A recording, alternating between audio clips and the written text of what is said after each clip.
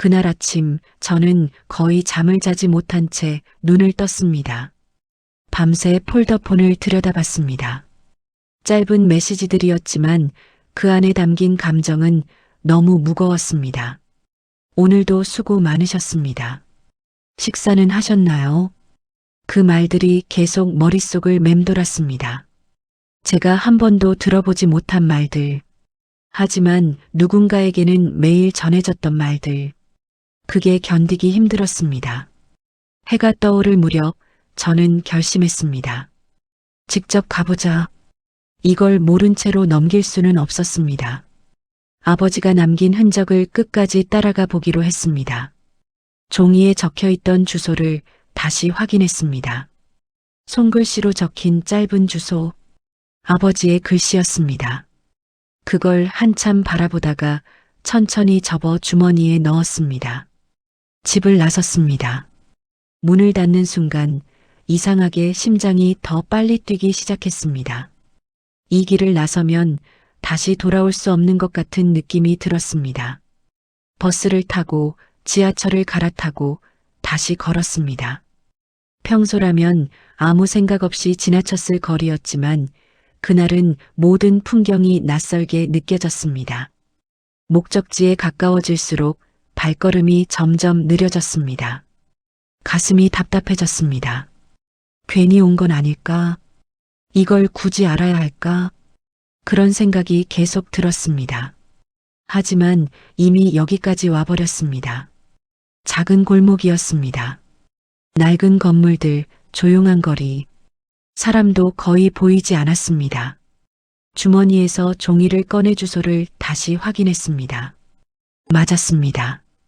여기였습니다. 건물 앞에 섰습니다. 3층짜리 오래된 빌라. 벽에는 시간이 그대로 남아 있었습니다. 천천히 계단을 올라갔습니다. 한 계단, 또 한 계단. 발걸음이 점점 무거워졌습니다. 문 앞에 섰습니다.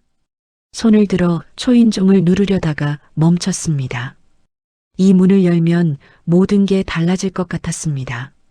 몇 초를 그렇게 서 있었습니다. 그리고 결국 눌렀습니다. 딩동 짧은 소리가 울렸습니다. 심장이 미친 듯이 뛰었습니다. 안에서 발소리가 들렸습니다. 문이 천천히 열렸습니다. 그녀였습니다. 전화기 너머에서 들었던 그 목소리의 주인. 서로 말이 없었습니다. 그녀가 먼저 입을 열었습니다. 오셨네요. 그 말이 이상하게도 기다리고 있었다는 느낌으로 들렸습니다. 저는 작게 고개를 끄덕였습니다. 잠깐 들어오세요. 집 안으로 들어갔습니다. 작은 공간이었습니다. 깔끔했지만 생활의 흔적이 고스란히 느껴졌습니다. 한쪽에는 아이의 장난감이 보였습니다. 그걸 보는 순간 가슴이 다시 무거워졌습니다. 앉으세요. 저는 조용히 앉았습니다. 잠시 침묵이 흘렀습니다. 누구도 쉽게 말을 꺼내지 못했습니다. 제가 먼저 물었습니다. 언제부터였나요? 그녀는 잠시 생각하다가 입을 열었습니다. 처음은 5년 전이에요. 그 숫자가 생각보다 길게 느껴졌습니다. 그때 정말 힘들었어요. 그녀의 목소리는 차분했지만 떨리고 있었습니다. 아이 수술비가 필요했는데 방법이 없었어요.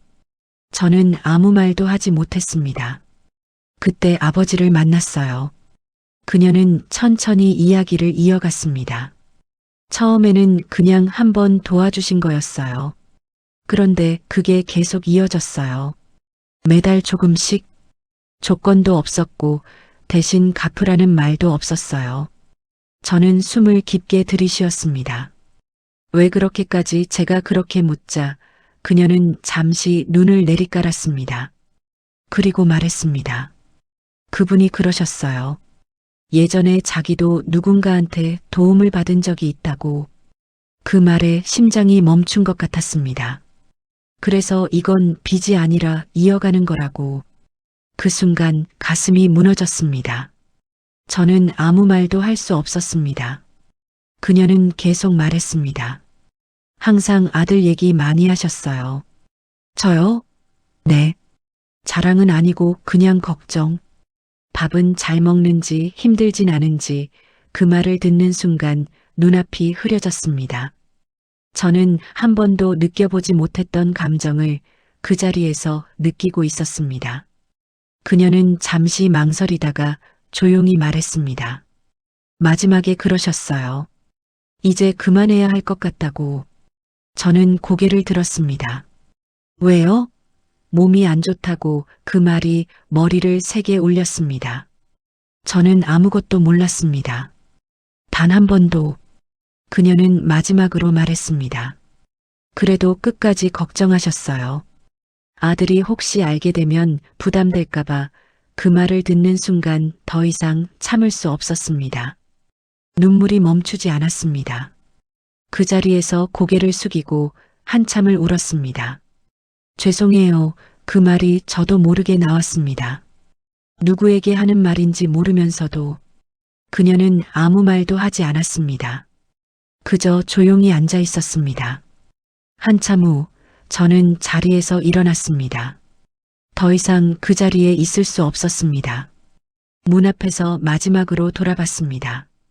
그리고 고개를 숙였습니다. 집을 나와 계단을 내려오는데 다리가 제대로 움직이지 않았습니다. 밖으로 나왔을 때 햇빛이 너무 밝게 느껴졌습니다. 세상은 그대로인데 저만 완전히 달라진 느낌이었습니다. 그날 이후 저는 매일 생각합니다. 아버지에 대해. 제가 몰랐던 시간들, 제가 보지 않았던 모습들, 그리고 이제야 알게 된 마음. 늦었지만 이제라도 알게 된 게 다행이라고 생각하려 합니다. 하지만 그리움은 점점 더 커지고 있습니다. 아버지 그 말이 이제야 자연스럽게 나옵니다. 이 이야기는 여기서 끝이 아닙니다. 어쩌면 이건 시작일지도 모릅니다. 이 이야기가 마음에 닿았다면 구독으로 응원해 주세요.